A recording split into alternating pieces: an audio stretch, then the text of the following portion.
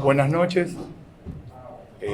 La idea de esta charla hoy es hacerle una introducción a lo que estamos haciendo tanto en el laboratorio de materiales que pertenece al estudio y en el estudio en este momento. Me está acompañando Dayana Benítez, que es la encargada del laboratorio que se llama ArcLab, y yo soy uno de los socios de Estudiar Tipo. Obviamente que pertenezco a esta cátedra y algunos espacios que nos son compartidos a varios de los docentes. La idea de esta charla es, bueno, en principio hablar acerca de algunas preocupaciones que tiene el estudio y de algunas cuestiones que nos van atravesando continuamente en nuestro trabajo profesional. Entonces nos parecía interesante armar una charla que esté atravesada primeramente por el elemento material constitutivo de una serie de obras y a partir de ese elemento como excusa para poder contarles algunas operaciones, algunas decisiones y algunas estrategias que tenemos como estudio para poder desarrollar los proyectos. En principio vamos a hablar de 3 obras de bloques, luego de 3 obras que contienen ladrillo y otras 3 obras de hormigón.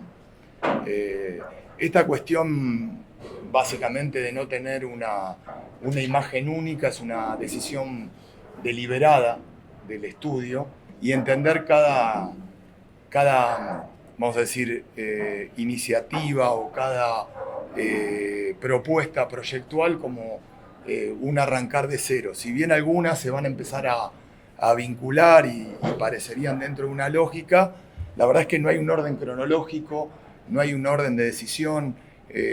Algunas son intermedias a otras, pero bueno, decidimos armarlas por materiales para empezar a contarlas. Las que unen los bloques tienen que ver con esta cuestión de tamizar, y en algún lado hay esta cuestión del tamiz con el trabado, con el tamiz con el giro o el tamiz con la multiplicación. En el caso del ladrillo, lo que tratamos es siempre de envolver, y después está en cómo se envuelve, si se contiene, si se extiende, si se sustrae. Y en el caso del hormigón hay un sistema de apilamientos, que en algún caso es apilamiento con desplazamientos, en otro caso es apilamiento con la posibilidad de entramar o apilar y anillar, ¿sí?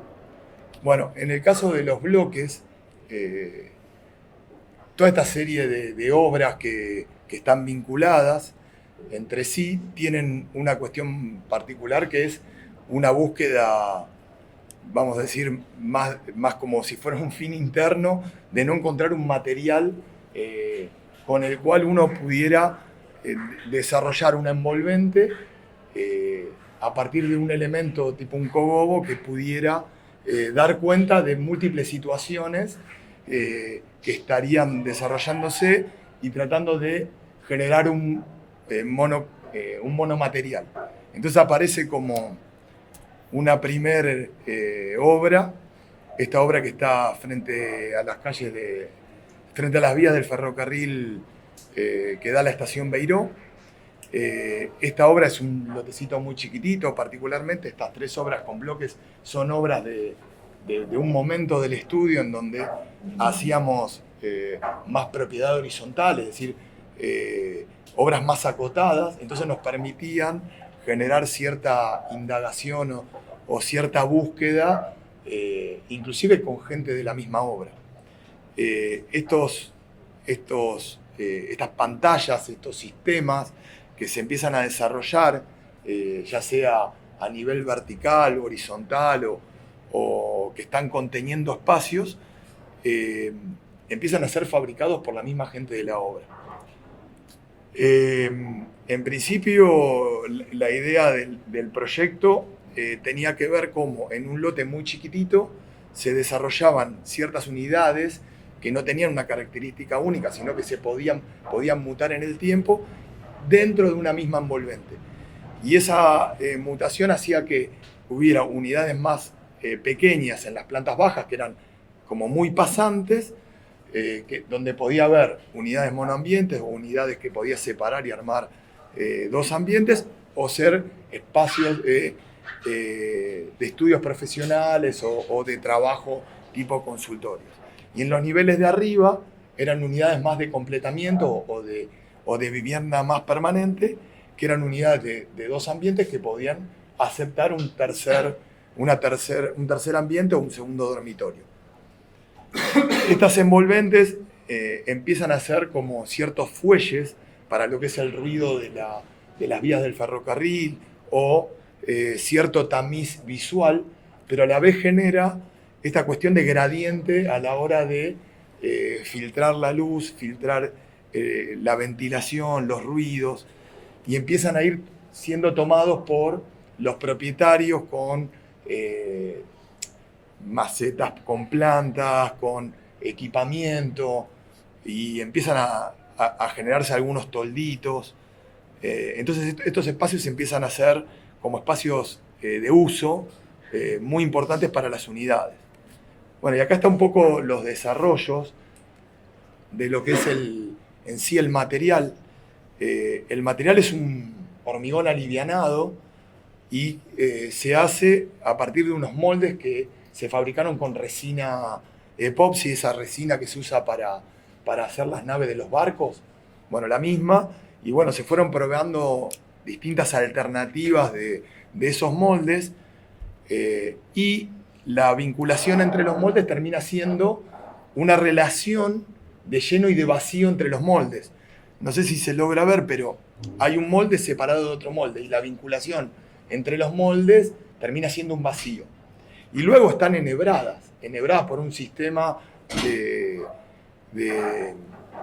hierro de obra que vincula horizontalmente y verticalmente este entramado de bloques. Así como aparece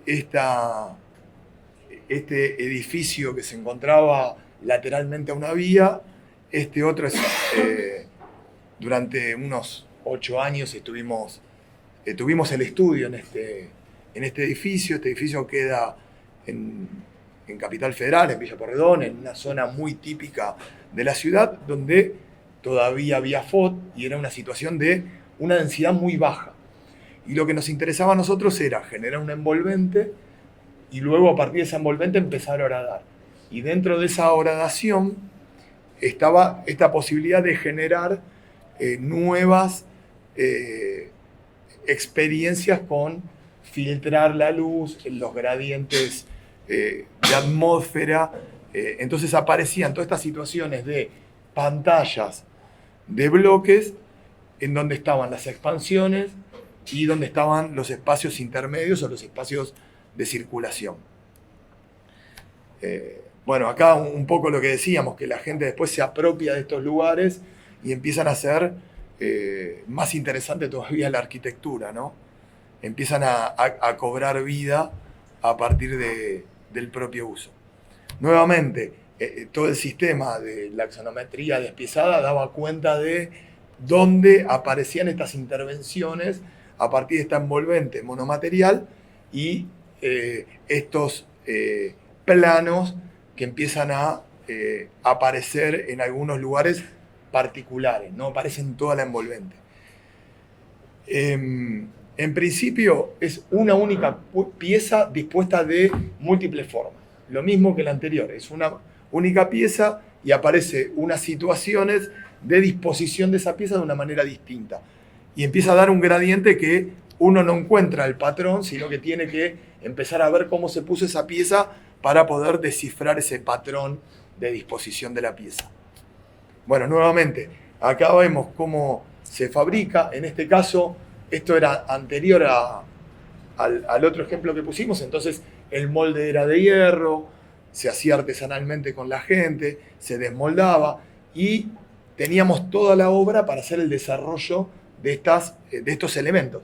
O sea, el día 1 que se arrancaba a hacer las bases, ya empezábamos a fabricar estos moldes y estos bloques. Entonces, es un trabajo de hormiga, decir, che, hago 30 bloques por día durante 5 meses y finalmente a los 5 meses teníamos todos los bloques que necesitábamos para toda la obra. Entonces se proyectaba la obra en función de esta decisión primera que era tener esta envolvente. Lo voy a tratar de pasar rápido para no contradecirme con esto de que iba a tardar una horita. Pero bueno, dan estas situaciones espaciales dentro de los espacios intermedios. Y bueno, acá un poco da cuenta de eso. Y esta es una tercera obra que tenía que ver con esto de lo mismo, hacer una constructibilidad máxima y luego horadar estas situaciones particulares que tenían que ver con lo mismo, espacios de expansión o espacios intermedios o espacios que luego iban a operar como nuevos dormitorios o nuevos espacios de estudio. Y entonces iba a haber un nuevo completamiento de esa envolvente máxima. Entonces, para lo que era el FOT dejábamos como la envolvente máxima y luego operábamos generando más metros a partir de eso.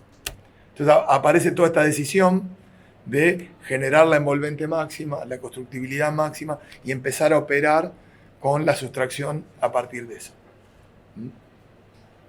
Lo mismo, acá los moldes son más chicos, los bloques son más livianos, se pueden operar mejor. Uno va aprendiendo de la experiencia y empieza a ser útil eso que, che, mirá, el bloque era pesado, che, la disposición era mejor hacerla de tal manera, o me parece que dio la relación de llenos y de vacíos del bloque debería haber sido tal o cual.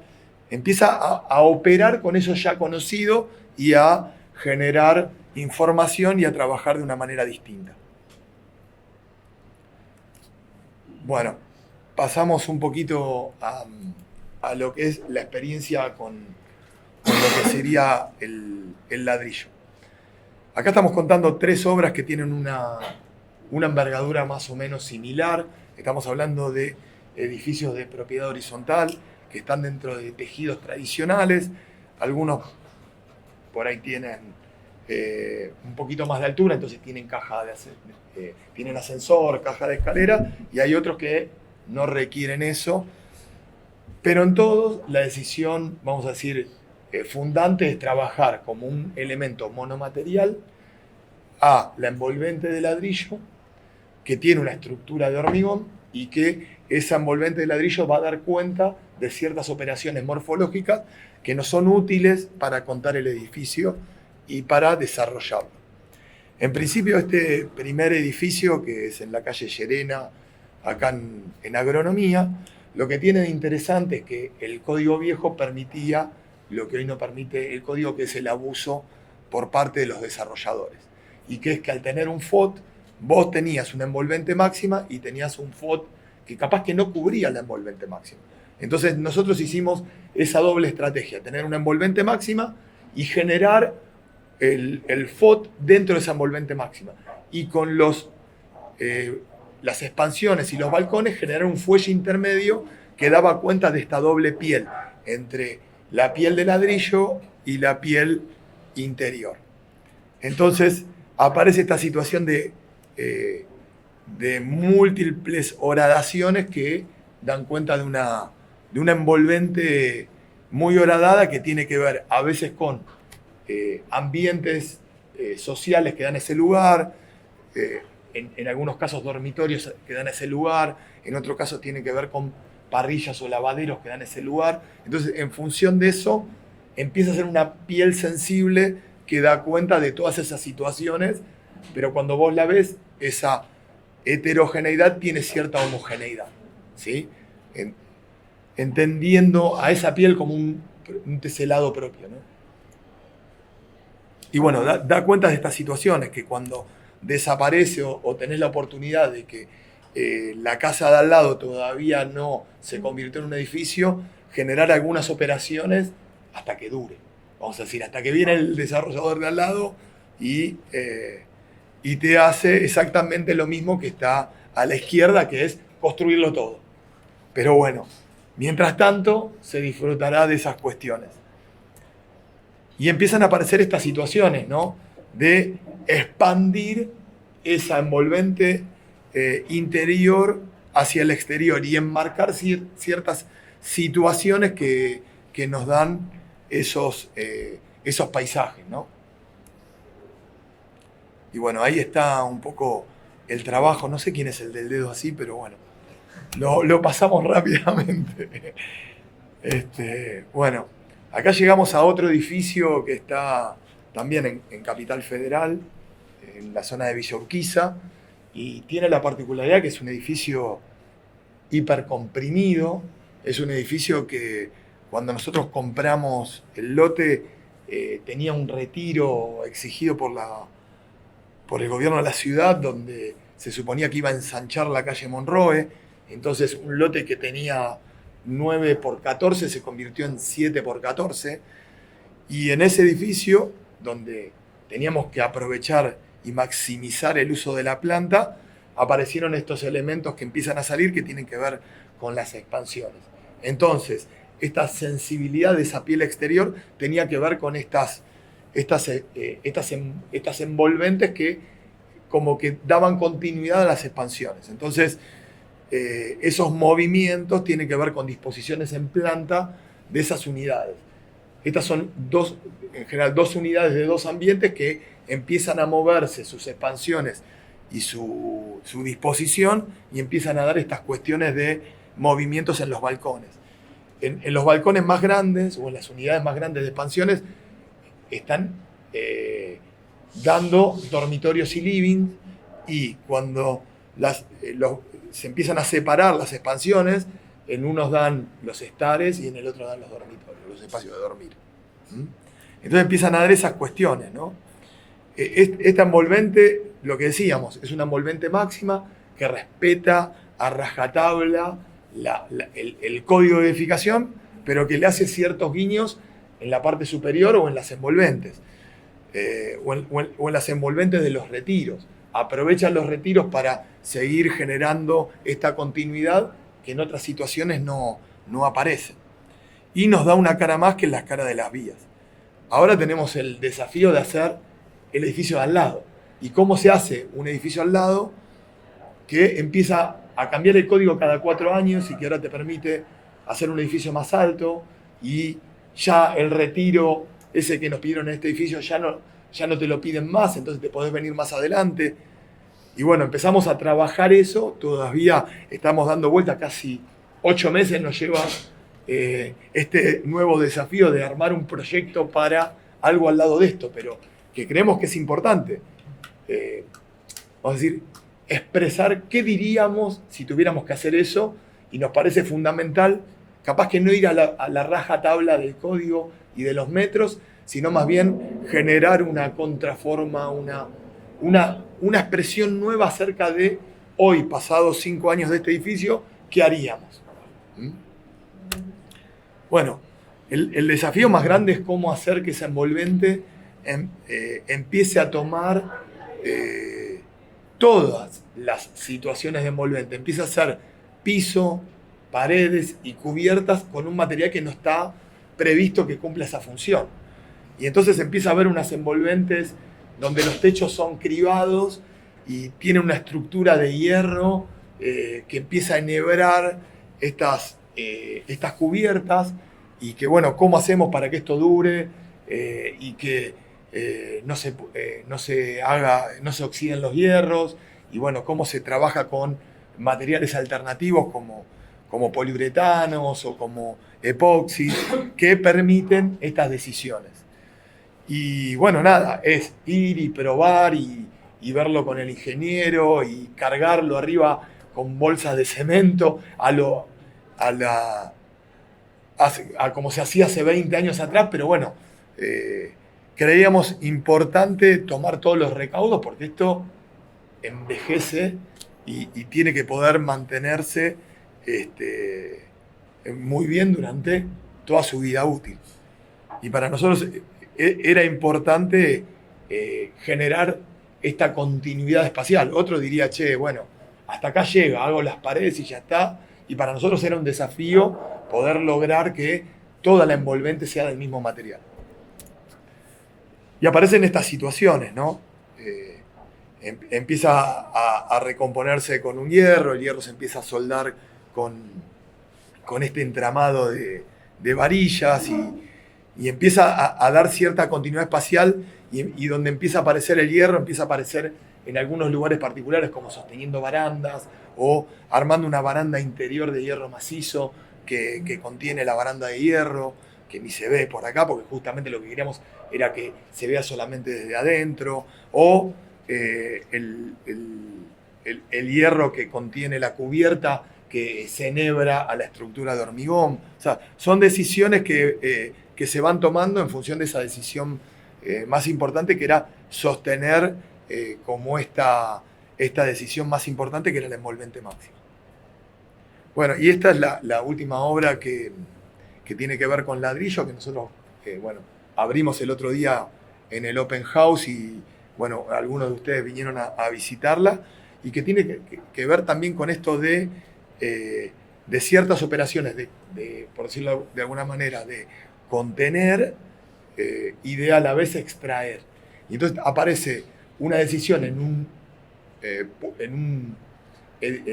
lote de mitad de cuadra en donde penetra en el medio de la manzana y cómo hacemos para que un contenedor muy grande o amplio en metros cuadrados pueda seguir teniendo muy buenas relaciones de luz, de ventilación, y eso era un desafío. Entonces un poco la idea era generar 2 bloques, en un primer bloque trabajarlo con 3 lados cerrados y el lado del frente abierto, y un segundo bloque que se generara a partir de ciertas sustracciones que no solamente estén en los paramentos verticales, sino que también empiezan a dar la cubierta. Entonces empezamos a ver que lo mismo, la envolvente no solamente empieza a generar relaciones con el interior, sino que empieza a sustraerse y meterse dentro de del volumen interior, ¿no? Y para eso hay que generar ciertos dibujos que den cuenta de eso, ¿no? Cuando estamos hablando de hacer este tipo de edificios, yo no lo quiero dejar de contar porque parece, es una pared de ladrillo, pero en realidad está pensado que entre un nivel y el otro la pared de ladrillo tiene que ser impar, porque tiene que volver a repetirse la pared par o empezar con el par de vuelta, que tiene que tener una hilada que hay que dividirla entre los niveles, y entonces la hilada se mide en milímetros, ya no es al centímetro, sino que es al milímetro. Entonces, las hiladas son al milímetro, las juntas son al milímetro, las decisiones entre los cribados empiezan a pensarse en proporciones de ladrillo, no empieza a pensarse en centímetros, sino en relaciones de ladrillo. Y cuando tenés que hacer refuerzos estructurales, porque vos estás haciendo una pared de, no sé, 1,80 m que queda expuesta en la terraza del edificio, que soporta vientos y bueno, tenés que hacer una columna de hormigón y hay que envolverla, se empieza a envolver y entonces todo tiene que estar relacionado con la medida del ladrillo. Bueno, eso es todo un trabajo que hay que hacer, que demanda de mucho dibujo, de muchas horas de estar sentado tratando de resolver, pero en función del material. Y es el material el que termina siendo parte de ese sistema y es la unidad de ese sistema que empieza a complejizarse y empieza a dar cuenta de un montón de decisiones. Y empiezan a producirse estos dibujos, donde empezás no solamente a dar cuenta de cada unidad, sino cuando deja de aparecer la pared medianera, cuando empieza a aparecer una pared con patio, cuando empieza a dar vuelta el ladrillo, cuando se empieza a meter adentro del edificio, cuando empieza a dar cuenta de que ese piso, esa pared se vuelve piso, y entonces tenés que tener continuidad entre el piso y la pared, o entre la pared y el techo, y empieza a ser bastante más complejo que lo que uno empieza a pensar con decir, bueno, es todo ladrillo. Bueno, ahí empezás a ver que no te empieza a dar la hilada, o no te empieza... Y bueno, es pensar en eso, ¿no? Y entonces tenés que empezar a dibujar todas las vistas. Cuando hablamos en arquitectura 2D, porque nos pasa a decir, bueno, esto es así, bueno, pero dibujalo, porque vas a ver que no va a ser fácil que te dé así. Y empezás cuando lo vas a dibujar, empezás a ver la complejidad y es interesante asumir la complejidad, ¿no? y empezás a ver cómo te va dando. Y entonces cuando estás abajo empezás a ver que esas hiladas se te empiezan a mover y no querés que se te muevan. Entonces los calandros que hay que tirar tienen que ser hiper precisos. Y bueno, y empiezan a dar este tipo de cosas, ¿no? No hay ninguna espacialidad interior. Bueno, perdón. Lo que tiene interesante, además, a los que fueron a recorrerlo, y después vamos a poner algunos videitos para los que quieran ver, lo dejamos por ahí corriendo, es que adentro del bloque de atrás hay una escalera que es toda metálica y el bloque de adelante. Entonces se filtra la luz completa en los 5 pisos. Tiene un techo de vidrio y vos tenés la envolvente de ladrillo y empezás a filtrar la luz en el medio de la manzana. Y entonces entras a un palier y nosotros, a ver, todo el tiempo estamos maquinándonos para que los palieres no tengas que andar tocando la tecla de luz para poder utilizarlos no sé, a las 10 de la mañana. Entonces queremos filtrar de alguna manera sí o sí la luz. Bueno, y vamos así, tratamos de hacer medio rápido el tema de las obras de hormigón. En cuanto a las obras de hormigón, nosotros en general estamos muy obsesionados y en general nos pasa sobre todo con las casas.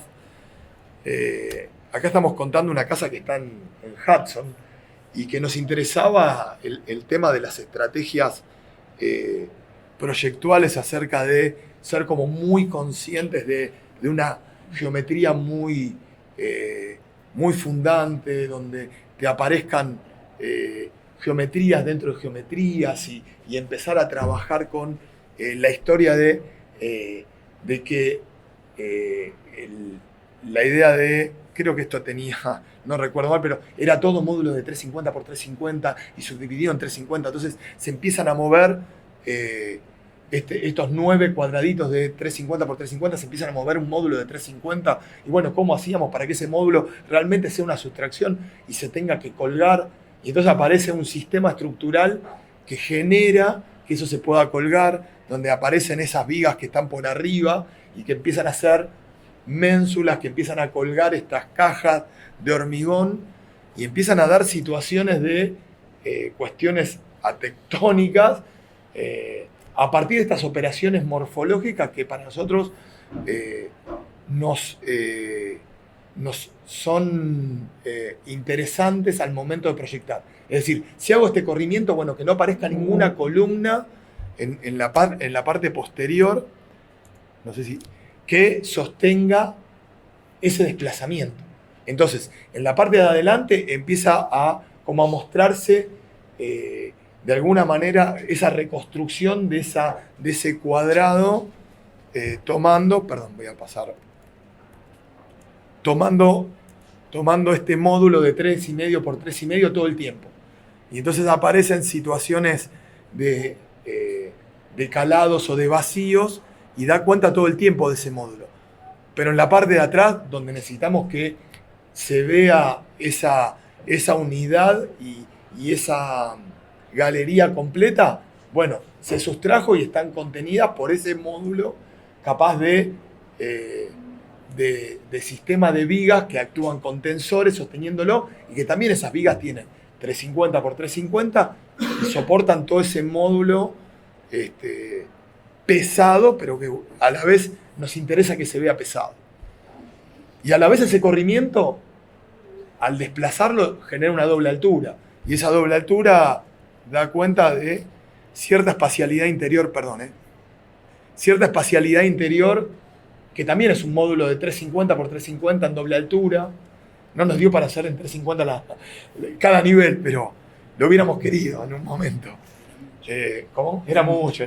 Las escaleras se nos iban a cualquier lado. Pero bueno, es como llevar a rajatabla estas cuestiones de desplazamientos geométricos y que se empieza a contar desde ahí y que, bueno, las operaciones de los aventanamientos eran a la mitad del 3,5, al tercio del 3,5 y eran de piso a techo. Entonces empezás como a tener reglas a partir de esas cuestiones o de esas premisas que arman un relato a la hora de contar la obra.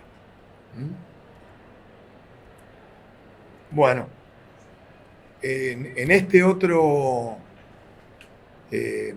otra casa que nos encargan, la manera de contarla siempre me gusta ir por el lado de que los comitentes no tenían idea bien de... O sea, tenían idea de lo que querían, pero no tenían idea de lo que necesitaban. Que eso es algo que pasa mucho y que tiene que ver con ciertas demandas que hay que de alguna manera pulirlas en el uno a uno. Y es que estos clientes en realidad se la pasaban trabajando y querían una casa granero, así te la contaban, en donde todo estuviera vinculado. Y le preguntábamos en un momento, pero escúchame, si vos tenés clientes, ¿cómo vas a hacer para atender tus clientes? La mujer es psicóloga. No, bueno, yo me encierro en mi pieza y tenía una... No, tenemos que generar un espacio, un ámbito para eso. Sí, porque realmente no está bueno que pasen por toda mi casa para llegar a una habitación y poder atenderlos tranquila ahí. Y vos, bueno, de repente el marido trabajaba en Disney, en las oficinas acá en Capital Federal, pero vino la pandemia en el medio del proyecto y el tipo empezó a trabajar en la casa donde vivían en ese momento, mientras íbamos a empezar a trabajar en esta. Y empezó a hablar de que cada vez trabajaba más en la casa y empezamos a decir, che, pero vos necesitas un lugar para trabajar. Y el tipo ahora trabaja en su casa. Y trabaja mucho más cómodo y la verdad que viven un montón más la casa. Y nos contaban que tenían 2 hijos adolescentes. Y los hijos adolescentes les encanta la música. Y uno toca la batería. Y en ese espacio granero, tocar la batería iba a ser imposible.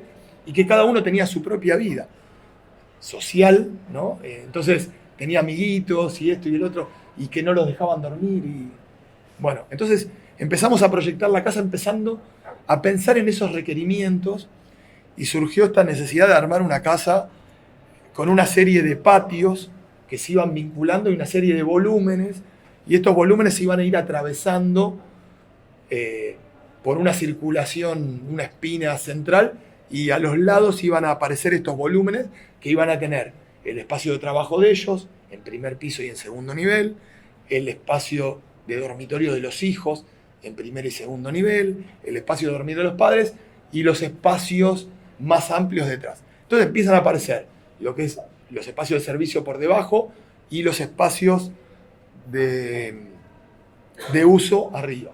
Y esto tenía la particularidad que al fondo estaba la laguna y las mejores visuales las tenías a la laguna. Entonces vos ibas subiendo la casa, ibas llegando a esta situación particular de poder mirar la laguna, que en un momento estaba seca, ¿no? Hubo sequía y había que inyectarle agua, pero bueno, se suponía que llegabas a la laguna.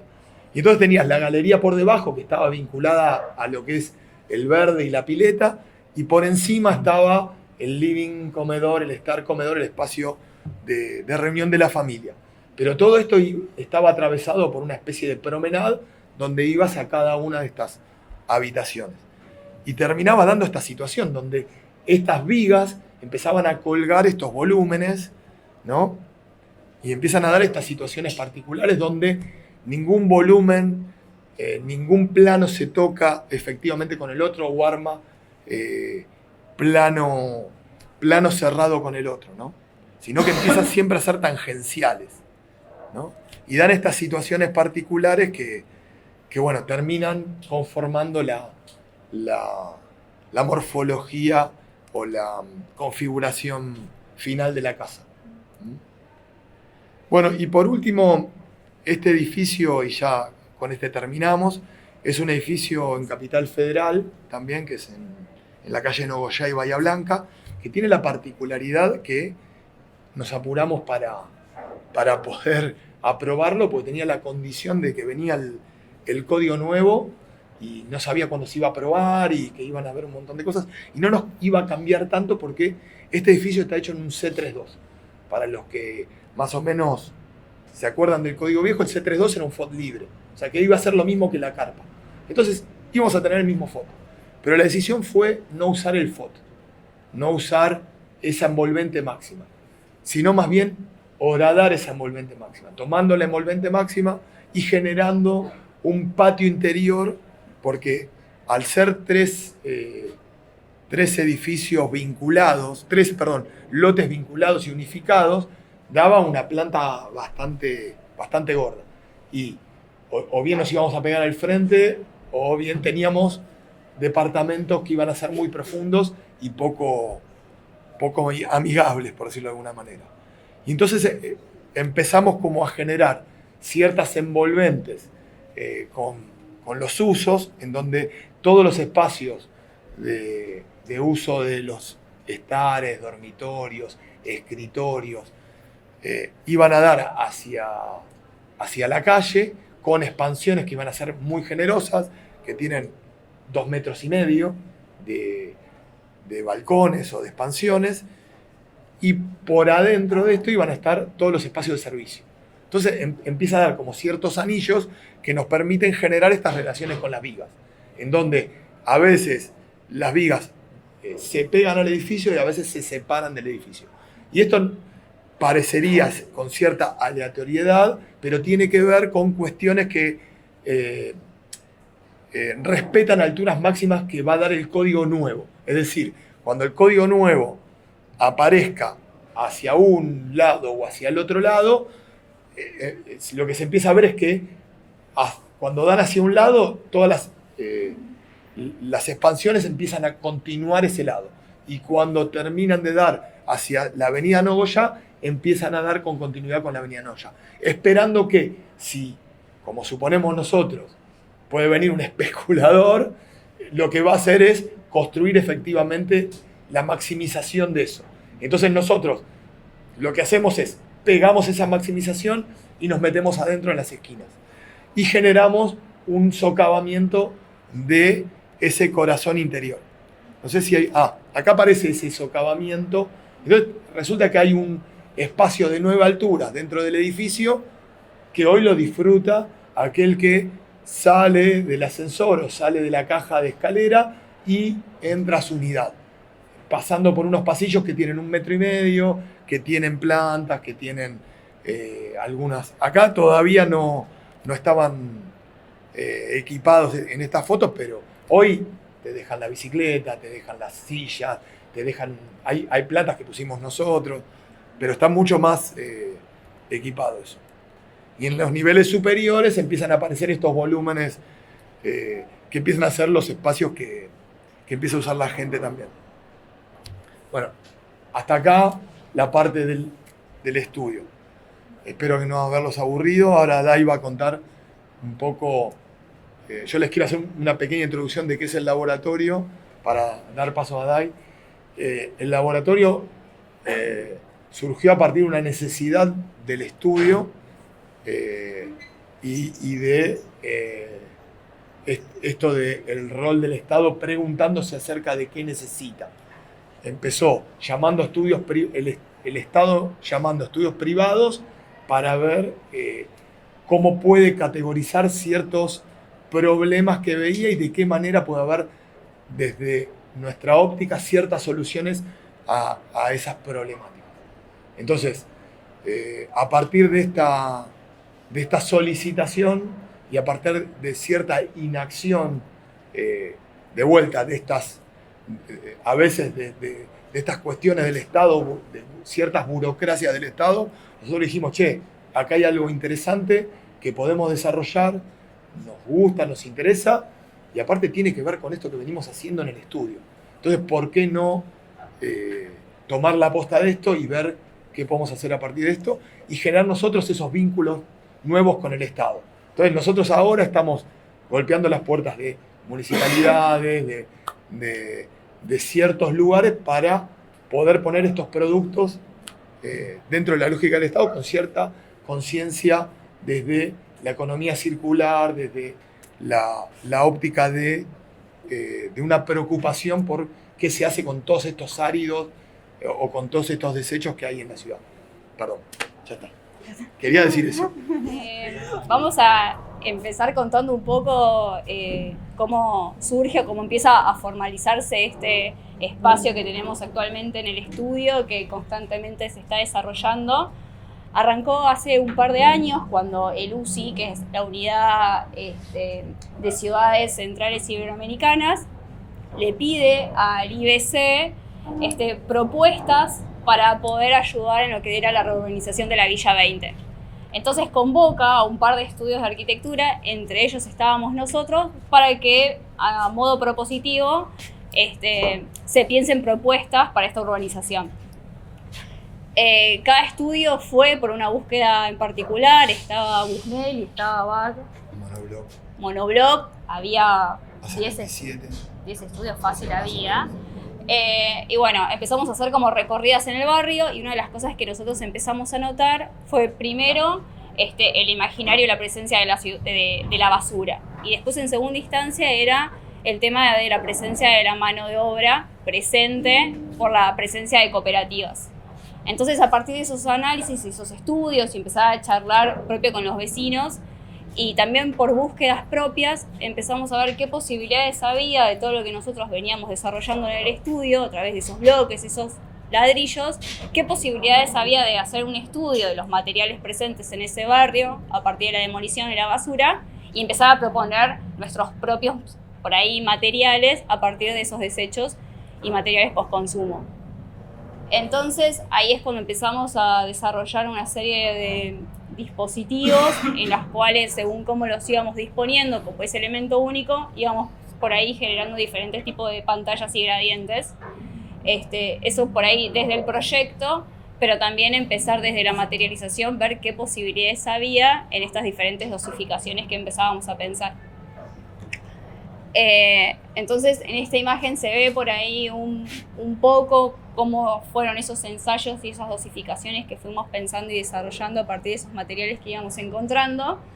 Y por supuesto, lo que empezamos a hacer es empezamos a colar con esas mezclas moldes que nosotros ya habíamos utilizado en las obras, como por ejemplo el de Mariano Hacha, el de Pico, el de Zamudio, para ver cómo daban eso a escala.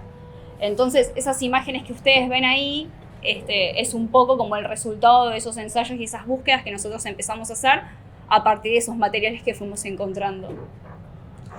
Entonces, eso no solo quedó ahí, sino que también empezamos a indagar en, ¿qué pasa actualmente? Tomando como prototipo lo que había pasado en la reurbanización de la Villa 20, pero ¿qué pasa en el día a día y nosotros cómo construimos? ¿Qué pasa con las demandas del mercado y las necesidades por ahí de conseguir materiales que no están en el mercado? ¿O qué pasa con la accesibilidad de los materiales también en el mercado? Muchas veces construir sale caro, los materiales salen caros y no son accesibles. Entonces, ¿qué hacemos con todo eso? Como somos muy categóricos en el estudio, lo primero que hacemos fue como, un estado de situación, de un paso a paso, que eso no quiere decir de que estas tres instancias temporales sean una secuencia a la otra, sino de que se van retroalimentando y puedo rematerializar y puedo comprender, puedo ir yendo y viniendo, pero siempre arrancando por ahí de esta triada. Entonces, desde el comprender, evoca como esto de empezar a hacer como un análisis contextual, entender cómo estamos parados, ¿no? Después el de transformar es como uno puede empezar a manipular esos materiales que va encontrando y pensar como posibles respuestas. Y en el rematerializar finalmente es como ese producto puede llegar a estar dispuesto en determinados escenarios. Entonces, en el comprender, un poco era arrancar como caso de estudio en nuestro propio estudio. O sea, qué es lo que tiramos y cómo podemos optimizar lo que hacemos. Entonces, lo primero que empezamos a hacer, ¿qué es lo que estamos tirando en la obra? Entonces, la primera pregunta fue, a partir de estos análisis, así como pregunta, ¿ustedes sabían que el 75 y 80% de los materiales que se tiran se pueden reutilizar en una obra? Yo tampoco lo sabía igual, así que no me quiero hacer la canchera. Muchos de los materiales que uno tira, que a priori piensan que son descartables y que no sirven para nada, según cómo uno lo trate, se pueden volver a procesar y volver a ingresar en obra. Como el ladrillo, los escombros, la madera, inclusive muchas latas de pintura o los baldes de albañil, si están bien limpios, se puede volver a triturar. ¿Por qué digo bien limpios? Porque a veces las pinturas tienen ciertas resinas que según cómo uno lo trata, y según cómo uno lo mezcla, puede generar algún tipo de efecto secundario, ¿no? Pueden ser medios tóxicos. Entonces hay que tener como un poco de cuidado con eso, que también es algo que aprendí mucho en esta búsqueda. Entonces ahí es cuando arranca como todo este análisis, ¿no? ¿Qué es lo que realmente nosotros tiramos? ¿Qué es lo que realmente uno puede de vuelta utilizar? Y cómo uno podría hacer como este esquemita de economía circular, de que lo que tiro o demuelo de alguna manera puede volver a ingresar, siempre entendiendo qué materiales tengo, cómo se comportan estos materiales, cómo trabajan y cómo se pueden fusionar, cómo uno puede pensar esas dosificaciones. Por supuesto que todo este análisis que hemos hecho no solo vino de parte nuestra, hemos tenido y tenemos siempre como mucho asesoramiento y acompañamiento de otras disciplinas, ¿no? No sé, por ejemplo, mi hermana que es médica me dice, che, no, pará, dame esa muestra porque ella trabaja en el Hospital de Alta Complejidad de Florencio Varela, dame que la voy a probar porque no sé qué estás usando. Pum, se la llevó, nunca más volvió, no sabemos qué, pero la pasó. No sé, por ejemplo, mi hermano que es bioingeniero, lo mismo. Che, ojo cómo mezclas las resinas. No es lo mismo mezclar una resina acrílica que una resina epoxi, y más cuando incorporás cemento. ¿Qué pasa cuando fundís el plástico? Y ahí uno empieza, ¿no?, como a meterse en un mundillo que muchas veces a uno lo excede, pero la verdad es que aprende un montón. Inclusive también muchos diseñadores industriales nos han ayudado y siempre está el aporte de hasta cómo pensar mejor y optimizar los moldes que vamos usando y vamos ensayando. No, pero aparte está la intervención de ciertos organismos como el INTI, que también vamos a ensayar y todo eso. Sí. Eso es importantísimo porque con ciertos resultados, si no te dan los resultados, no podés seguir. Entonces es muy importante el tema de contar con ciertas aprobaciones o cumplir ciertas regulaciones que son mínimas, que en general muchísimos de los materiales de construcción no las han pasado, pero para nosotros, de acuerdo a las condiciones que teníamos, era importante pasarlas, porque cuando se trabaja con materiales reciclados, el problema muchas veces tiene que ver con la homogeneidad o la continuidad del material, porque vos no siempre tenés el mismo material, de la misma calidad, de la misma manera, y entonces teníamos que mandar a hacer distintas pruebas con distintos materiales. Y eso fue lo que también atrasa las aprobaciones, pero bueno, por suerte todo eso ya lo pasamos.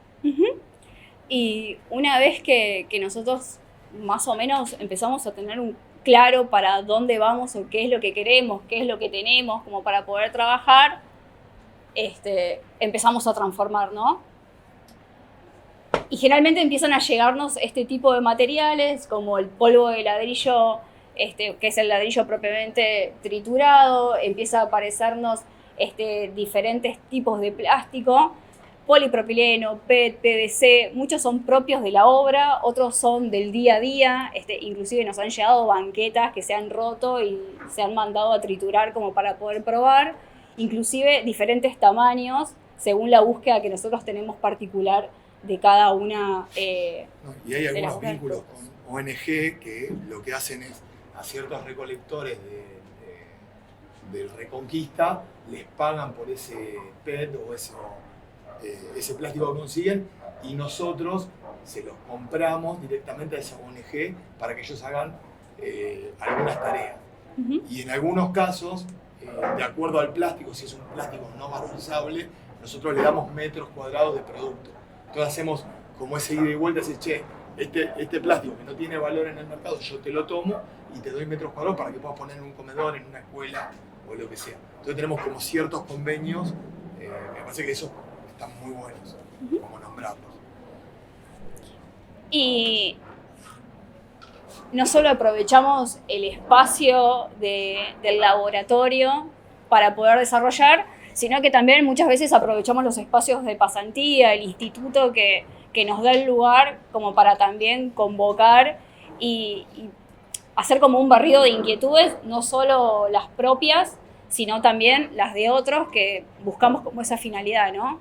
Cómo repensar estos materiales a partir de todo este residuo o todo este material post-consumo, para poder pensar en, por ahí, materiales que sean mucho más resistentes, que sean mucho más económicos, que sean mucho más livianos y sobre todo que sean mucho más accesibles. Y esta paleta que hay acá es como una primer prefiguración que se había hecho en uno de los cursos de la pasantía, en la cual, si bien nosotros teníamos como nuestras propias inquietudes y búsquedas, le dimos lugar a los chicos que nos acompañaban en esa instancia para que también hagan sus propias exploraciones. Entonces también traían sus propios materiales. No sé, una de las chicas nos decía, no, porque en FADU siempre hay mucho desperdicio de yerba porque todos toman, bueno, listo, ¿y cómo podemos hacer? Y bueno, así la yerba como viene sola no va porque se pudre. Bueno, ¿cómo uno la puede sellar? Secándola al horno. Bueno, ¿cuánto la tenés que secar al horno? Determinado tiempo. Che, hay que usar resinas. No, hay que usar cemento, pero el cemento con la yerba se pudre. Bueno, todas esas búsquedas, con tal de buscar como productos que sean funcionales, te lleva a este tipo de resultado. Y cuando da bien, lo empezás a hacer a escala, ¿no? Estos son un par de los productos que nosotros estamos haciendo actualmente en el laboratorio. De hecho, la piecita que está por ahí dando vueltas es una de las que hacemos. Inclusive hay una parte que está cortada por la mitad donde se puede ver compactado como ese material plástico junto con los polvos y las resinas que estamos utilizando. Pero también a veces da mal y se nos rompen y nos frustramos un poco. Y ahí es cuando tenemos que pegar un volantazo porque nos dimos cuenta que por ahí un piso no debería tener los mismos materiales que un revestimiento de pared. Entonces, bueno, ¿cómo se cambia esa dosificación sin que perjudique por ahí el valor agregado de cuánto nosotros lo queremos vender en el mercado o cuánto nos saldría a nosotros poder producirlo? Entonces ahí lo volvemos como a repensar y nos empieza a dar la pieza bien y ahí es como algo muy reconfortante, respirás profundo y decís, era por ahí y podés seguir como produciendo y pensando como nuevas alternativas. Y mucho mejor después se empieza a poner cuando vos los ves en el espacio ya colocados y decís, funciona. Entonces, en esto del rematerializar, cuento un poco eso, ¿no? Cómo esta búsqueda de pensar este tipo de productos, que es súper arduo y que también tenés que estar mentalizado o mentalizada en que puede fallar y no por eso te tenés que frustrar y volver a arrancar. La parte linda es cuando uno lo ve colocado y ves que es posible. Entonces, por ahí algunos ya los han visto en algún lado colocados. Por ahí es una pared de vainillas que hicimos con un sobrante de vidrio que teníamos y pastinas y pinturas vencidas. Entonces empezamos a probar y también esa variación de color no solo se dio por la pigmentación, sino por el tipo de secado. Entonces nos dimos cuenta de eso también, que según el tipo de secado te puede quedar mucho más vibrante o mucho más opaco. No es lo mismo el sol que la sombra. Y eso también es como otra herramienta más que uno tiene como para seguir explorando y jugando con esta gradiente de colores. Este es un patio interior de una amiga nuestra que es arquitecta, que también tenía que hacer una colocación y bueno... no se ve. Es el invisible, el revestimiento invisible. No, encima ese es el más lindo, porque es el que tiene la formita. Es un perro. Bueno, sí, después de última se los podemos mostrar. Baños y el lujo de la pileta. Sí. Para mí lo interesante de esto es que nosotros nos dimos cuenta que además nos podíamos proveer a nosotros mismos y nos podríamos proveer más barato y nos resulta interesante ya resolvernos a nosotros mismos nuestros propios problemas. Nosotros veníamos haciendo un producto, perdón que te interrumpí, igual creo que ya casi está, pero veníamos comprando un producto que era de Sato, que era para hacer unos pisos flotantes en las terrazas, que no querés ver la pendiente y qué sé yo, y veníamos haciendo las fajitas cada 30 centímetros y veníamos poniendo unos productos que son de Sato que son carísimos y que tienen 2 centímetros y son espectaculares, porque vos lo ves y son impecables. Nosotros estamos produciendo el mismo producto, muy muy similar, un poquito más gordito y nos vale 1/4 de costo o más 1/5 de costo y nos lo vendemos intragroup para que se pueda financiar el laboratorio a menos de la mitad.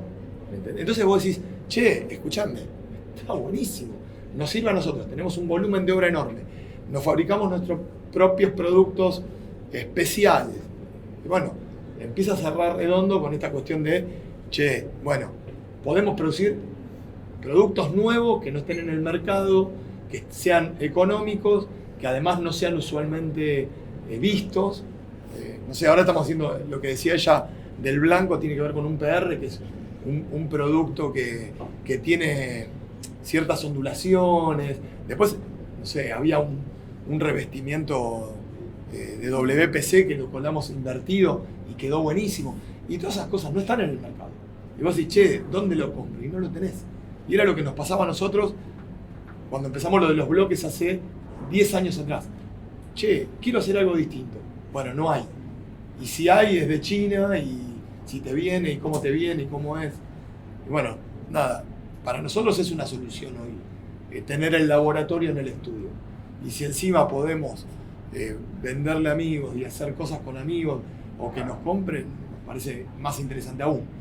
Y si están estos vínculos con los municipios, donde la idea es que sea sinérgico, el municipio te da plástico del mismo municipio y vos le devolvés metros cuadrados por canje, todavía más. La misma basura vuelve de una manera distinta, rematerializada, resignificada, que me parece súper importante. Y eso es todo, chicos.